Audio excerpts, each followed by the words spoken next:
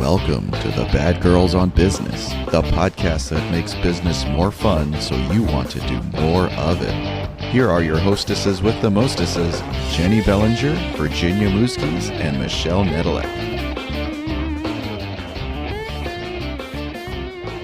Hey everybody, welcome back to another very interesting episode of the Bad Girls on Business. In fact, this is going to be one of the most interesting episodes ever. It's our very first Badassery episode. I'm Virginia Muskies, your host of the Bad Girls on Business, where we are safe, sane, and consensual. And we'll be as nice, naughty, or as kinky as our guests like, and you know where it's going when it's just the three of us. Ladies, do remember there is a safe word. It is meatloaf, because as y'all know, we would do anything for business, but probably shouldn't do that. So I'm Virginia Muskies, the referral diva, and I'm here with Jenny Bellinger. And yes, I am known as the direct sales dom, helping you whip your business into shape. And we also have with us Michelle. Hey, I am your mistress in business, helping you get it up and keep it up. And of course, we're talking about revenue and profit. Yes. So fun. So we're like talking about everything and nothing. And I'm like, should we just record this? Yes. Yes. Well, we speaking should. of badassery, I think we should go back to Virginia's badass and discuss that. Oh, yeah, you want to We talk will. about this? Let's do the VA thing first, and then we'll dig into Virginia's badass. All right, let's do the VA thing.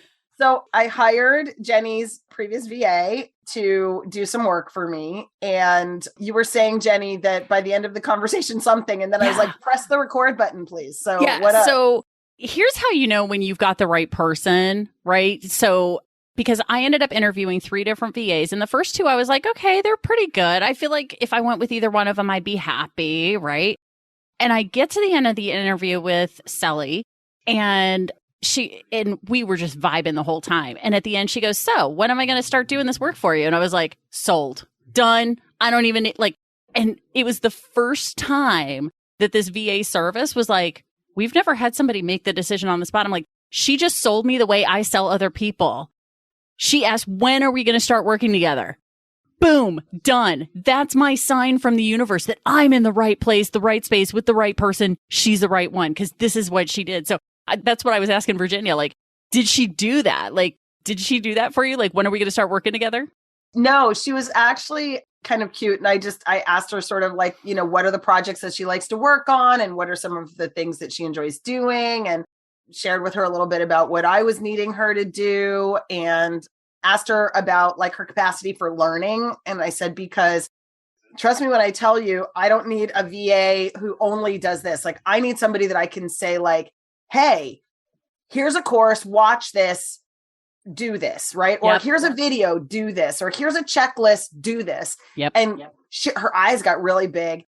And she was like, yes, I can learn those things. But she's like so cute. And, she's so proper because she's Philippine. So she's just really, it's just a real sweetheart. And so I said, but I just have 2, maybe 3 challenges, maybe 4 with all of this. And so she says, what? And I said, well, you seem so nice and you seem really, really sweet. And you seem like you're the exact kind of person that I can totally take advantage of, because my favorite thing to do is scrape my mashed potatoes onto your plate.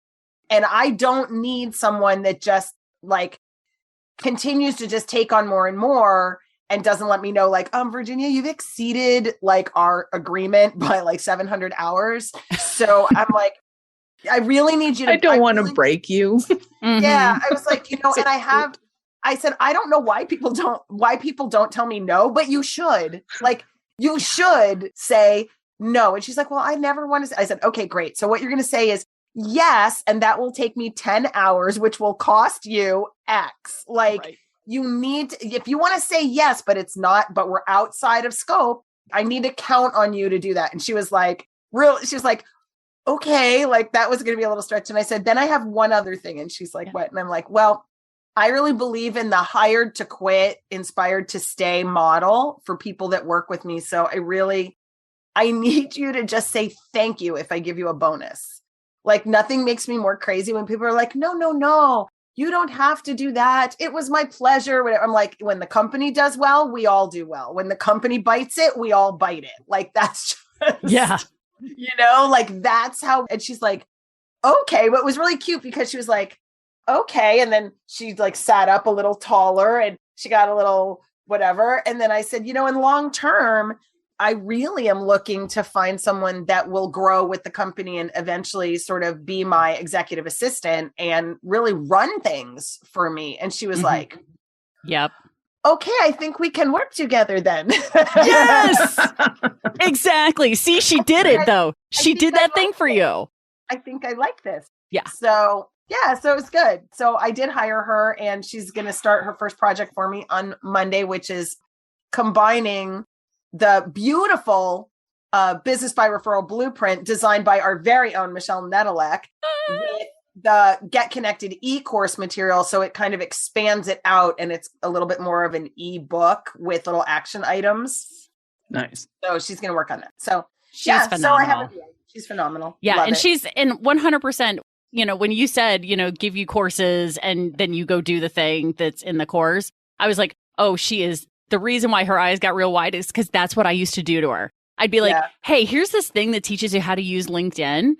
Go do the course. Like, I'll buy it. You do it. And then go do that thing on my LinkedIn for me, would you? And so she would. Yeah. And she loved it because she's like, and now I can use this with all my other clients. And I was like, right. Yes. Right. I will train you up to be the best damn executive assistant ever. Anyone ever had. So, and you better not raise my pricing because then you're not allowed to quit on me and go start your own company. Well, no, I literally had somebody that had was starting their business. I had no clients. I was their first client. I taught them exactly what to do, put the entire process in place, did everything. Got them their first several clients, and then they literally turned around, quadrupled their prices, and told me they wouldn't work for any less. And I was like, I'm the one who got you there. I'm like, I totally get that that's what you want to do for, Jenny and Michelle and anybody else. But that is a level of ingratitude that doesn't fly. I was like, that's totally fine. I'll go teach somebody else how to do it and they'll do it for me. And then they can do it and jack up their pricing and do whatever they want. But the deal is if you do that, I'm like, we're done. I can't. So yeah, no, that makes perfect sense. I have had that happen. Oh, so now let's dig in. What happened? What was the wonderful badassery that happened during your pre-colonoscopy? My pre-colonoscopy appointment. No, for something completely different.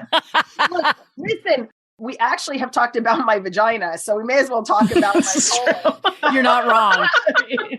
I mean, we've already had Veronica on, right? And hey, let's get Dr. Weiss on Bad Girls on Business and talk about the importance of butt health for entrepreneurs. We're going to have a list of all of Virginia's holes and find out how to fill them. Oh my God. I love that I don't have to edit this because I know everybody who's listening right now is laughing. You're not missing anything, guys. It's all good. Keep laughing. We can't stop laughing. We don't edit. I certainly don't. So here's the thing.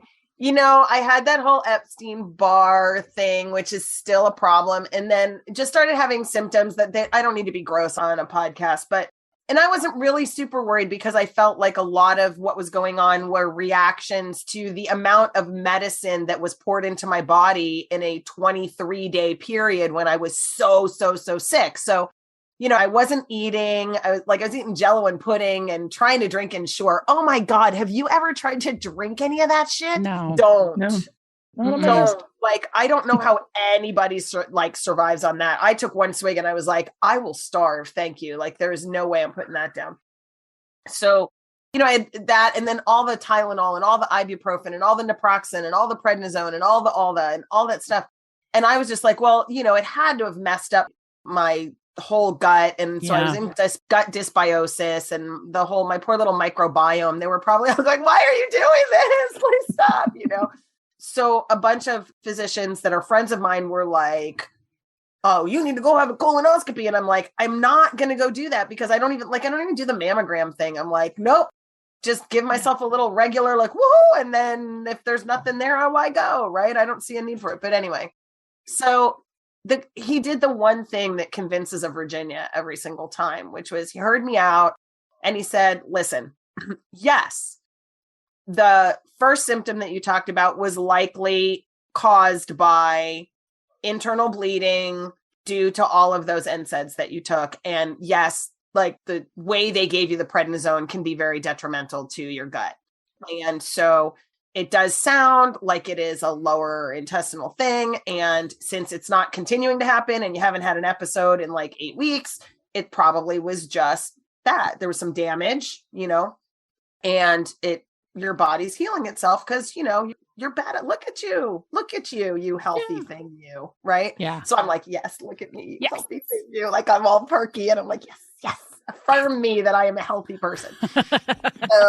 So then, I had that weird flare up when we were on the retreat last week. And so I was having like a lot of cramping, abdominal cramping. And he was like, so you have Epstein-Barr, right? And I go, yeah. And he's like, yeah, well, you know what irritable bowel syndrome is? What? And he's like, it's overactive nerves. Like it's your inflammation of the nerves of the lower GI tract.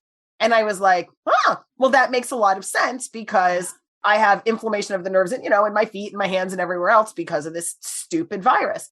So he's like, so that's totally right. And he said, so here's the deal. You don't really need this colonoscopy based on that. Like if I had given you a colonoscopy a year ago and you were coming to me with this, I would be like, go home, drink lots of water, meditate, calm your ass down. Just you'll be fine.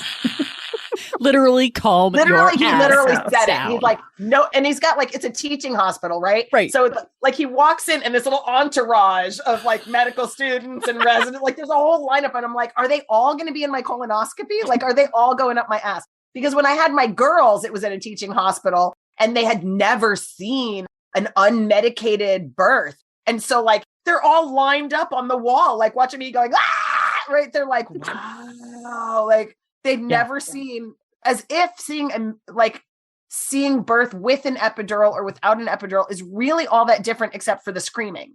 Yeah. Yeah. Or in my case, the whining. It was, yeah, because my second one was unmedicated, not by choice, but not on purpose. Right. But because my second child came so quickly. But yeah, I was literally like one contraction on top of the other. One would finish and then the next one would start. And my response was, not another one. Oh, I'm not ready. Like serious whining issues. I did not scream. Surprisingly, I'm not a screamer while giving birth. I will scream at other times, but not while giving birth. Not while giving birth. No, apparently, because I just didn't. I was whiny, very, very whiny. I did not like being in pain. But yeah, so my nurse told me to shut my mouth. You shut your fucking mouth. She goes, no, really, you are pushing harder when your mouth is closed. I'm just trying to help you. Clearly, you've never met me. Doctor's just like, I can't fucking believe you. Oh, Lord. Oh, well, Michelle will never tell you to shut your mouth, honey. No. Oh, it was awesome. So anyway, continue. So the entourage is there. And then he says, well, I'm supposed to inspect your bottom, but I'm going to save you the humiliation today since I'm going to humiliate you in 10 days. And I was like, great. Okay, that's terrific. But he was just like, he was, totally down to earth, fist bumping, nice. He was really cool. And so then he's like, but here's the thing. You can have like the best diet and like all the stuff you're telling me is like really great, but that isn't what determines whether or not you get colon cancer. What determines whether or not you get colon cancer is whether or not we remove the polyps that are in your lower intestine. That's it. He's like, you know how when you get older, you get moles or you get warts or you get, right? Like the older you get like skin tags and all. He's like, those things need to be removed. And that's what keeps you healthy. So if you want to sit around on whatever polyps are there and just let them turn into some slow growing cancer so that 10 years from now, we can really inconvenience you, with surgeries and chemo and ostomy bags. And he's like, we can do that. Or you could drink the nasty shit and come and get a colonoscopy. And he said, look, in your lifespan, you're going to get 6. Mm-hmm. And I guarantee you that the discomfort and the inconvenience of 6 colonoscopies in your lifetime to make sure you never have to go through, Jenny, what our friend went through, because it was her surgeon is the guy that I went to, right? Yep. He had stage 4 colon cancer with a grapefruit-sized tumor in her lower intestine. And it is a death sentence. 2% of people survive it. And he, not only did he save her life, but he actually reconstructed her entire lower intestine and got her off an ostomy bag. So otherwise she would have had an ostomy bag for the rest of her life. And I was like, sign me up. Yeah. Like, sign me up. So yes. And then he was just like, do what you want to do.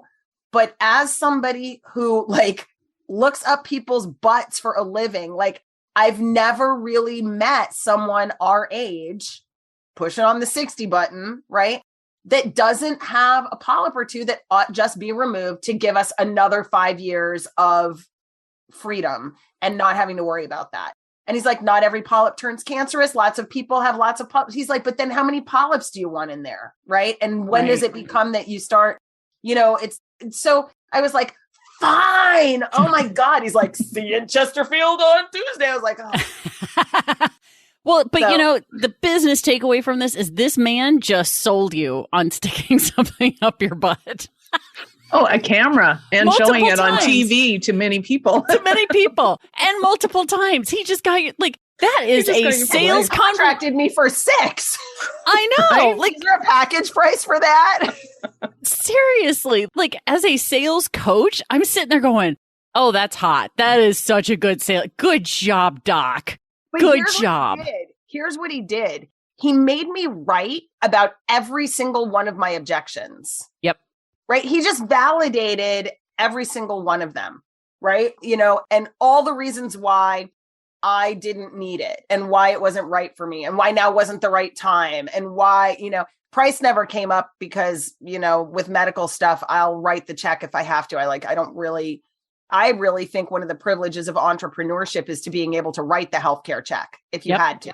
Right. So, but yeah, and the other thing was like, he was unattached and completely not invested. He was like, look, I'm not hurting for business. Do you know? He's like, I'm not hurting for business. Do you know how many assholes there are in this world? There's a lot. 8 billion, I think, is what we're up to now. Like, I'm not hurting for business, really. No. But here's the deal. You came to me. I didn't you showed up. You raised your hand. I didn't come chasing you down, which, from my perspective, too, is another really important business lesson.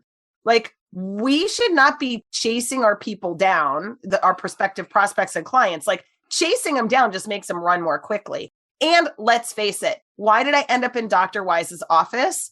I called a friend that I knew had an experience that was similar to the one that I was concerned about and said, okay, yours was way worse than anything that mine's going to be. So who did you go to? Right. And how did you get an appointment? And that individual intervened, placed a call to the office and said, she's not going to get a primary care referral, but it would mean $1 million to me that he would see her. And they took me without a primary, like a physician referral. Right. So, which is unheard of for anybody who's in the medical world. Like to get in with a specialist. No, to get to see any specialist, they won't take somebody off the street because they don't want to deal with the WebMDs. Right. Who have self-diagnosed and blah, blah, blah. No, they want to know that an actual doctor has said you need to see Dr. So-and-so. So the fact that, you still came by referral, darling. I did. I came by referral from a satisfied client. And listen, I mean, here's the deal though. If you can find a satisfied client and she's like, I have to have a colonoscopy every 6 months. Yeah. And I was like, okay. She's like, yeah, I've had 14. And I'm like, okay, well, if this guy has done that many and done all of he clearly knows his way around. Yes. Yeah.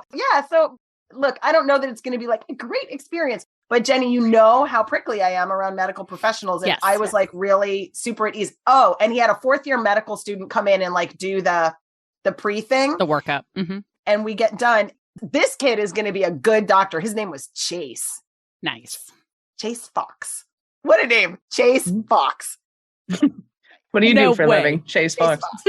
Yeah, so he came in and he took the whole history and he asked all the questions and everything. And then he says, look, you don't seem to be the kind of person that wants my opinion. So I'm going to let Dr. Weiss give you my opinion.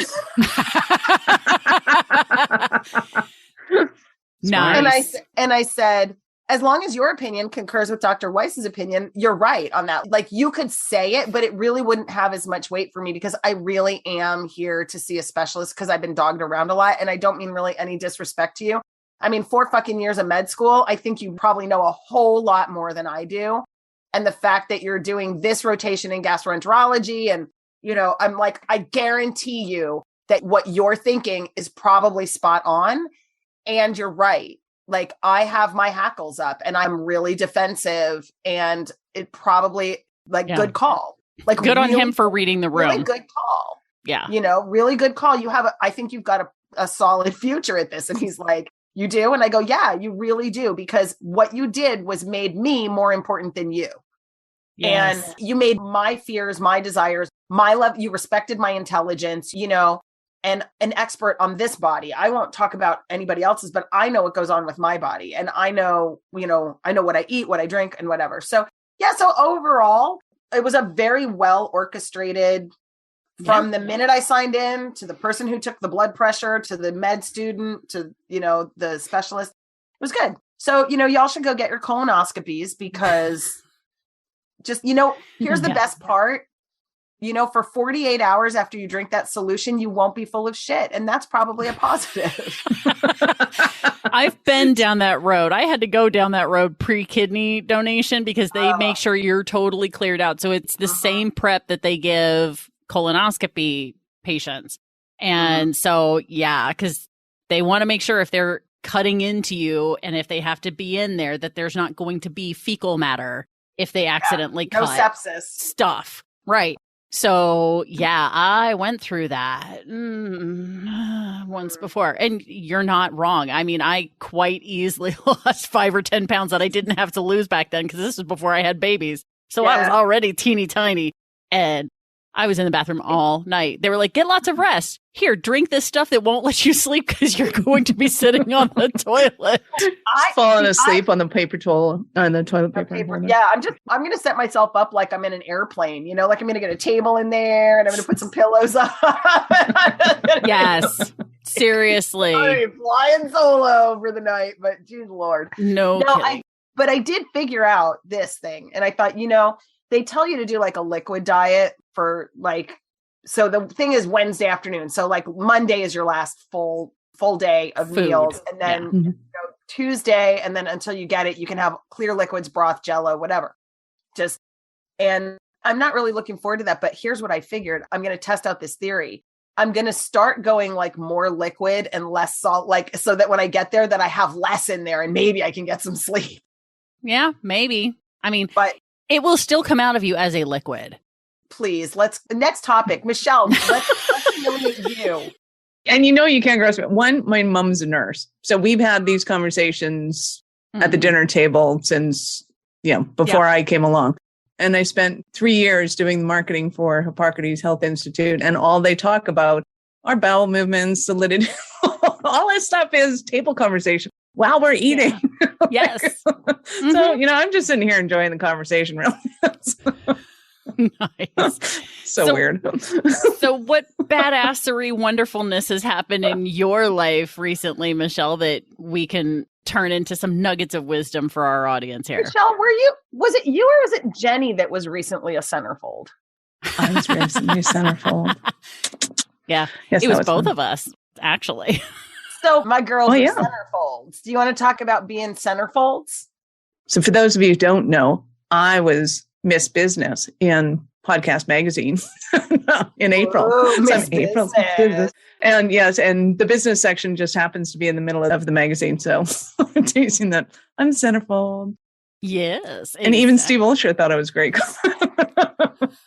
So I got some comments from him on my post. I'm like, yeah, sweet. Exactly. No, and I was Miss Business, as Michelle put it. I want to be Miss Business. Can you girls, I want to be a centerfold. We can make that happen. What if we were the three of us a centerfold? No way. Well, we got to get this podcast really producing regularly before that happens, because that's part of the thing, right? You've got to have enough episodes out there and et cetera, et cetera. Yeah. She's got her other one. Yeah. No, absolutely. No, we can get you in for business by referral. But I'll get it back and I'll get it back up. We'll get it back up. Yeah. So we'll help you get it up. We're good at fluffing like that. So mine came about because the gal who became the editor for the business section of Podcast Magazine is a longtime friend of mine. We met in a previous business life, my former entrepreneurship. My very first foray into entrepreneurship was how I met Lori. And so she and I stayed in touch, and we, she was following my podcast journey, but she was a different editor for a different section of the magazine, but was hoping to get into the business side. Well, then their business editor left and she got put into that spot. And she goes, I need someone for next month. And she's contacted me in like mid-February. She goes, I need someone for March. And I know you've got all your shit in place. You are ready to go. Let's do it. And I was like, hell yeah. Yes. Nice. And so, we had a great interview. I sent her all the pictures and all the things. And let me tell you, and I'm sure Michelle feels this way too, but I was floored with how well this is done. I mean, obviously this is a podcast and no one can see, but in my background, I have my Podcast Magazine issue on display for everybody. I keep it up there, and I have a whole box of them because I bought more of them to sign and give to people who literally, legitimately, to my surprise, were like, I want a signed copy. And I was like, wait, you want my autograph? What the hell's wrong with you? It never occurred to me. I was just like, who wants a copy? And like all these people are like, I want a copy. I want a signed copy. Wait, a signed copy? Did it not? Hello, I'm a marketer, right? Like I do marketing, I do whatever. And never even occurred to me, like, I should put out there that I'll sign them. So one person says it, and then everybody after that was like, I want a signed copy. And I'm like, oh shit. Okay, now I'm going to be signing. I gotta sit but that's okay. But yeah, it's pretty awesome to have somebody else recognize what you're doing in that space, because Virginia will tell you, she dragged me kicking and screaming to the New Media Summit. You weren't kicking and screaming. You just had a lot You're moaning and whining. Moaning and whining. And not in a good way, Michelle. No, it was not. After. Yes. Exactly. After we got there. No, it was, basically I had, Ulcer had set up this New Media Summit, and I had met him at a summit. Internet Profits or something, right? No, before Internet Profits, I met him at something that Callan Rush did. Okay. And it was a partner, like an affiliate partner retreat. And I got invited to that. And that's where I met Steve. And so he would just call me when he had stuff in beta and be like, hey, we're going to do a beta, and I'm like, yeah, how much you want? And I would just pay him whatever. And then I would give him a good story. So when he decided to go from Internet Profits to this New Media Summit thing, he called me and he's like, yeah, it's going to be $5,000 for a ticket and whatever. And so I'm like, yeah, sure, no problem. So, swipe my card. It's on a 0% card. I'm like, $400 a month, whatever. It's Ulster. I'll go help him out. So I I sign up, I'm ready to go. And then I find out he's offering tickets for like $19.97. So I called him up and I'm like, listen, bud, what do I get for the extra $3,000? And he's like, well, you bought your ticket. And I was like, okay, I'm going to be putting together a package and you're just going to say yes. And so the package was, at least let me bring my friend. At least let me bring a friend. So he was like, yeah, no problem. So then Jenny's like, I can't afford to go. And I'm like, I have airline miles and I already scored the hotel room and I already have your ticket. So what is your problem? Yeah. Like, what is your problem? She was like, oh, I'm going to San Diego. Yes. Wait, you're paying for the whole thing? I was like, yeah, bitch, I'm paying for the whole thing, which I'm not. You got a sugar daddy, honey. Paid for it, right? Like I already paid for it. Just, I need somebody in the plane next to me, please. Then we turn around and Greg Sanders is there. We're like, what the hell are you doing here? Do you remember that? Yes. We were so shocked that someone else from our network here in St. Louis was there. We're like, how did you find out about this? How did you get here? What the hell? But for me, the resistance that was coming up around it was the fact that I thought it was for people who wanted to start podcasts. Mm-hmm. And that's what's so crazy is here I am, thou what, dost protest. thou dost protest too much, right? Like, I don't have time to start a podcast. I don't have time for that. Who can even listen to a podcast? Right. What is this about? And she's like, just go and talk to the icons and get on some shows because nobody does what you do. Just go get on some shows. And so I did. I went and I scored 8 interviews. I did those 8 interviews and I got some clients from it. Not from their audience, but from my own network because people finally listened with a different set of ears. Instead of thinking I was trying to sell them, they went and listened. They're like, oh shit, you actually know what you're talking about. That's really good. I want to work with you. How do I work with you? Holy shit, are you kidding me? I go back to the next New Media Summit, scored 22 interviews because I did my 2-minute pitch in front of everybody. In the last 5 seconds, I went, if I am a top downloaded episode, if I am the top downloaded episode for your podcast, stand and raise your hand. 5 people in the room. 3 of them were icons. One of them was Virginia. Stood and said, she's the top down. And I went, book me if you want me. And then went and sat down and didn't even take feedback because I was like, book me or don't book me. But I don't need feedback because you're either for me or you're not, or I'm for your podcast or not. But if you want to know that I promote the shit out of the episodes that I'm on, that whole New Media Summit thing was really funny because Jenny, I didn't say get on shows because I didn't know what it was. I didn't even know what it was. Sold an event by Ulster. Ulster called me, asked for money, said go to San Diego. I was like, cool. I went to San Diego. I wanted to go with a friend. I had no idea. Don't you remember sitting there? And I was like, Jenny, what's a podcast? And they're like, so I'm like, excuse me, Steve. And he's like, yes, Virginia. I said, what's a podcast anyways? Like, it's a personal on-demand broadcast. Yes, people, that is what podcast means. Personal on-demand broadcast. And yes, that's what it means.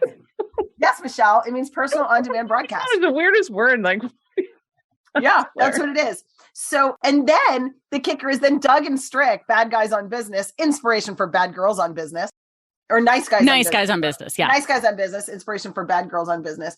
They're like, download subscribe, rate, and review to our podcast. And I go to Jenny, I go, how do you do that? And she's like, you just download it on your phone. I'm like, how? She's like, do you not know how to download shit on your phone? And I was like, no. She's like you have no apps on your phone. And I was like, what's an app? This is 2017, people. 2017. All right. This is not like later. Do I give you all hope or what? Yes, exactly. No. And sorry, Jenny. No, I was just going to say, and so that's the whole interesting thing about this is the fact that going from somebody who was like, hell no, I'm not going to do this to, oh, I'm doing this. Oh, I'm going to rock this. Oh my God, I'm the feature in the magazine. There are no other magazines for podcasting because they're like, why should we print a stupid magazine why should we print for an audio thing? But yet here we are. There's the only magazine out there for podcasting and I'm in it with Paris Hilton is on the cover of mine. Who's on the cover of yours, Michelle? She doesn't know yet. Okay. She's like, I was too busy opening the centerfold going, I know where I am. She was okay. All right. So, Michelle, and to wrap this up in a little bow, do want to let you know, though, that Lori was enamored by the fact that we do the Bad Girls on Business as well, because not only did I do 1 podcast, but I'm now doing 4 podcasts. Okay, so that got you in the centerfold. I got work to do, man. So she was enamored by it, and I said, "Well, we'd love to have you on the show, because Virginia would love to meet you." So, wrapping it up with a bow, we need to invite Lori as a guest on the show, and inevitably, you will become our next pinup girl. Yeah, I mean centerfold. I can't wait. Michelle, so did you launch, not sorry to offend you, did you actually launch that? Or was that just an idea? Happy to offend you. And yes, we're working on getting our speakers in place right now for it, the guests for it. And the whole idea and notion behind it now is speakers who have basically stuck their foot in their mouth and not intending to offend people, but they're going to offend people. So especially speakers with personal development backgrounds, so that we can start to have a conversation of, when somebody offends you, it's actually a huge opportunity to be able to create a connection with them because you're finding out that you've got a sore spot on something that they don't have a sore spot on. So then you can figure out, well, why do I have a sore spot about this? Like, is that really benefiting me at all in any way, shape, and form? And how do I get to know you better and create that connection? So we've got some little twists and turns to it. But yes, I found some very offensive people who are very happy to come on the show, which is just awesome, fun, and amazing. Absolutely. Is Jay Facette on your list? He's number one on my list. Yeah. He's like, can I be on the show? Can I be on the show? Yeah. Oh, yeah. Yeah. It's going to be a blast. I want to be on the show. I'm going to throw my hat in the ring on that one because I never intend to offend anybody, but I've got a BDSM themed podcast in the business space. So people get their panties in a bunch all the time around the fact. It's really easy to offend people, I found. Yeah. I'm living in America right now. Like you can't right? without offending somebody. I mean, it is amazing to me the tenor right now. And I mean, I don't know if these are like unprecedented times and this has never happened in the history of anything, but like seriously, if it's not one thing, it's the next thing and the next thing and the next thing. And you can't even say to somebody like, hey, think that through, right? Like, so we had this horrible massacre that just happened and somebody wrote like, oh, if only Americans love children as much as they love guns. And I was like, what? Through. Like, think that through. There are like 300 million gun owners that aren't shooting people up. And we're kind of like, I'm like, you know what? I love those mentally ill people that didn't get cared for, didn't get the support they needed, were fed with violent video games that nobody seems to think are a problem, like, and on and on and on. I'm like, I love them enough to want us to actually talk about the problem, not talk about. Well, and I really think that the isolation was the biggest capacitor to people being offended, because when we are left to our own thoughts, we think that if the world was just more like me, then we wouldn't have any of these problems, which is kind of funny because if you think of everybody in the world being just like me, that would be horrific. But most people think. Sorry. Me too, and 3 and 4. So Jenny, you can have 5th place on that one. Yeah. That if people just thought the way they did, that the world would be a better place. So we're left to our own demise because we're in isolation and we're not going around people. And it's so much easier to just, flick somebody the bird than it is to actually have a conversation face to face with them. It's a totally different experience. Nobody says the same shit to somebody when they're 2 inches away from them as they do when they're on text and Facebook things. So, and then you get the entire world going into isolation, not just a couple of us, and bam, it explodes and we're left to our own demise. So I think that's kind of the catalyst for that. So I think you're right. Never in the history of mankind has this ever happened before, because it's just never happened before. Right. Well, we had the Spanish flu, but at that point we didn't have the ability. Social media. We didn't have Facebook. We didn't have texting. It didn't proliferate. It might have happened like in communities in pockets, but it wasn't just this global shit show that we are dealing with right now. And I find it so. A client, I have this great new client and very, very, very high C. And this client loves to just respond to every text, email, everything I do with how to make it better, right? So it's missing this, it would be great if you provided this information and like you spelled hypothetical wrong and whatever, right? So I email back and I say, check, addressed, handled those things. Thank you so much. By the way, really appreciate you, because your feedback can only make us better. And the response was really like a big question mark, right? Like really, because most people just get offended. And my response back was, with what heart are you writing these emails? So that was my question. We were like having this email exchange. With what heart? And he said, with a heart for service. And I said, so that's how I read them. And I said, so that's what I thought. So that's how I read them.